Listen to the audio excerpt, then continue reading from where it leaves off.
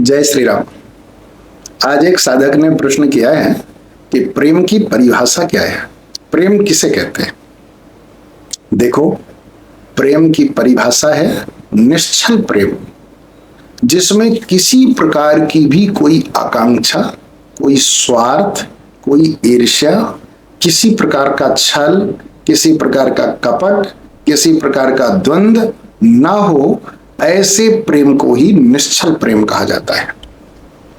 ऐसा प्रेम इस संसार में अगर सांसारिक वस्तुओं में देखोगे तो केवल मां अपने बेटे को करती है, जिसमें कोई भी स्वार्थ नहीं है, जिसमें कोई आकांक्षा नहीं है।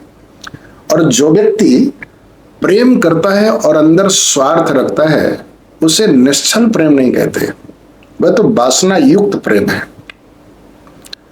भगवान अपने भक्त को निश्चल प्रेम से प्रेम करते हैं।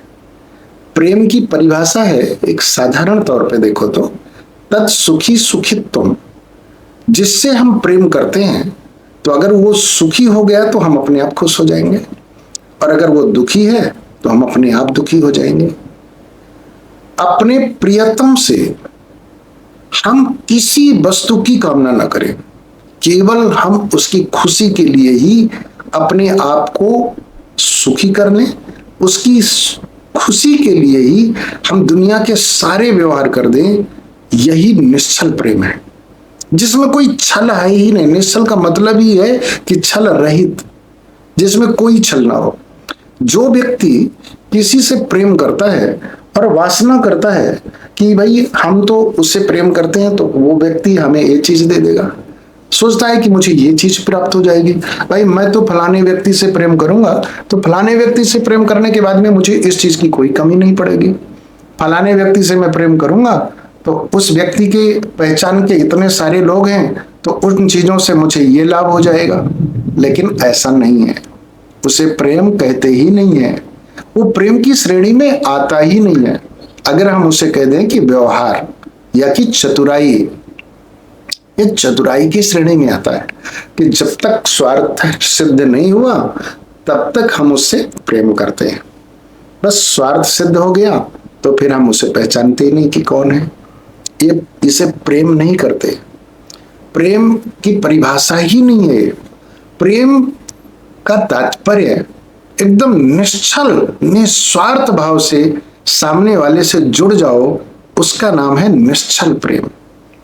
ऐसा निश्चल प्रेम अगर दुनिया में इतिहास में पुराणों में देखो तो निश्चल प्रेम करने वाले श्री भरत जी महाराज हैं। अपने राम जी से प्रेम करते हैं तो जिसमें कोई छल ही नहीं है। राम जी भी भरत जी से प्रेम करते हैं। श्री राम जी से माता कैकेयी ने कहा कि हे राम, मैं तुम्हारे छोटे भाई भरत को अयोध्या का राजा बनाना चाहती हूँ।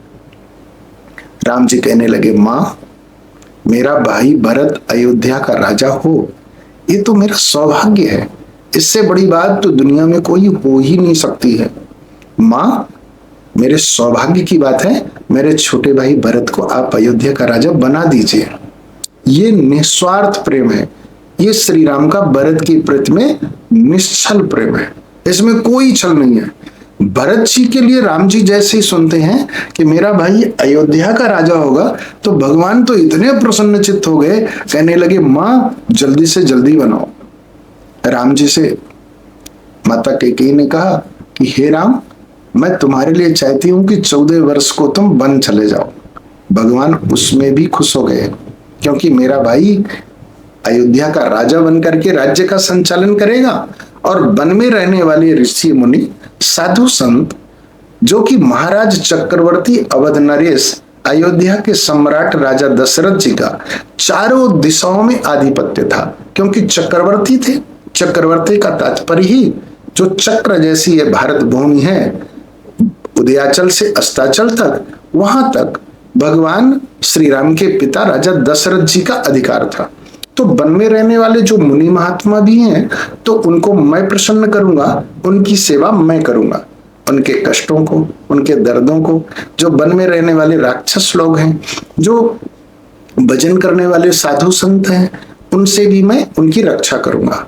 तो श्री राम जी बन जाने के लिए प्रसन्न हो गए। भरत जी को कह दिया कि मेरा छोटा भाई अयोध्या का राजा बन जाए। ये श्री राम का निश्चल प्रेम भरत के लिए। अब इसी तरह से श्री भरत जी महाराज को देख लो।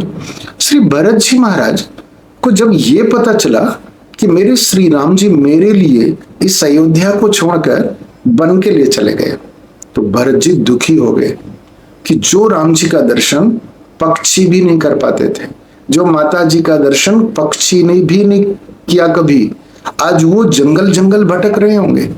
उनके चरण में कोई पादुका नहीं है, उनके चरण में कोई जूते चप्पल नहीं है। माता जानकी, इस तरह से भरत जी महाराज सोचने लग गए। कल्पना करो, इसे ही निस्वार्थ प्रेम कहते हैं। भगवान के बारे में सोच करके और माता जानकी जी के बारे में सोच के, छोटे भाई लक्ष्मण जी के बारे में सोच करके भरत जी इतने दुखी हो गए, इतने दुखी हो गए, जैसे उनका सर्वस्व छिन गया। अपनी माँ का परित्याग कर दिया उन्होंने।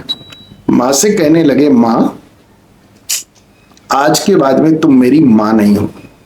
क्यों?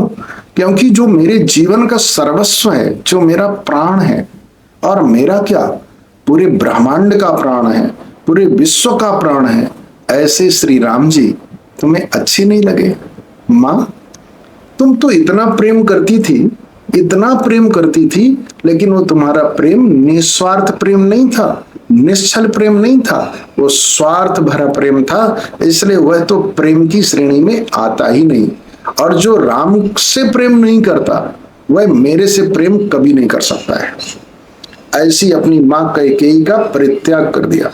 सारे लोग, सारी अयोध्या की प्रजा एक मत हो गई कि अयोध्या के राजा भरत जी हैं और भरत जी को राज सिंहासन में बैठना चाहिए।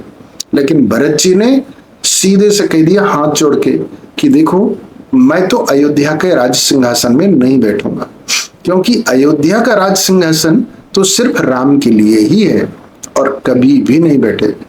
राम जी अगर 14 वर्षों तक जंगल में रहे, उन्होंने कोई भी राजसी सुखों का भोग नहीं किया, उसी का अनुकरण करते हुए भरत जी ने उससे दुगनी तपस्या किया।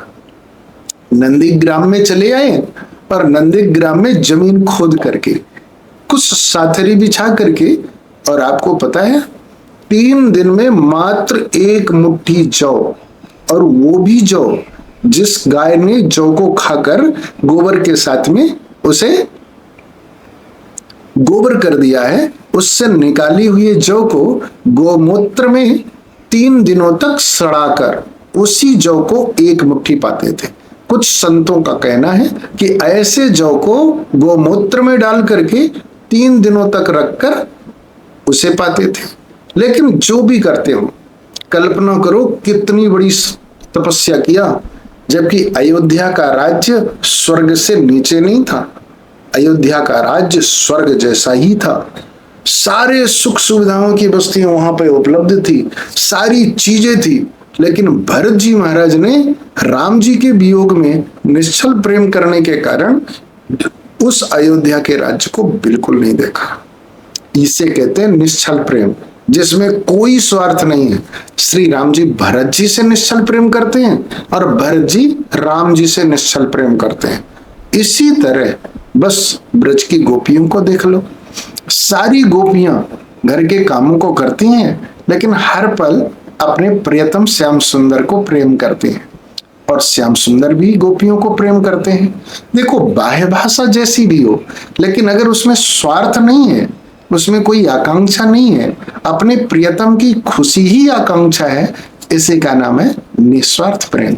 और ऐसा ही निस्वार्थ प्रेम अगर किसी ने किया तो आपको पता है मेवाड़ की मीरा ने किया। ऐसा ही निस्वार्थ प्रेम श्री सूरदास जी महाराज ने किया। ऐसा ही निस्वार्थ प्रेम श्री तुलसीदास जी महाराज ने किया। ऐसा ही निस्वार्थ प्रेम श्री हरिदास जी महाराज ने किया। जहां भी देखोगे बस निस्वार्थ प्रेम ही एक ईश्वर का रूप धारण कर लेता है। इसलिए निस्वार्थ प्रेम करना सीखिए। निस्वार्थ प्रेम अगर है तो अपने आप सारी वस्तुएं मिल जाएंगी, और अगर स्वार्थ युक्त प्रेम है तो मिली हुई वस्तु भी आपसे छिन जाएगी और चली जाएगी। इसलिए निस्वार्थ प्रेम अवश्य करिए। जय श्री राम।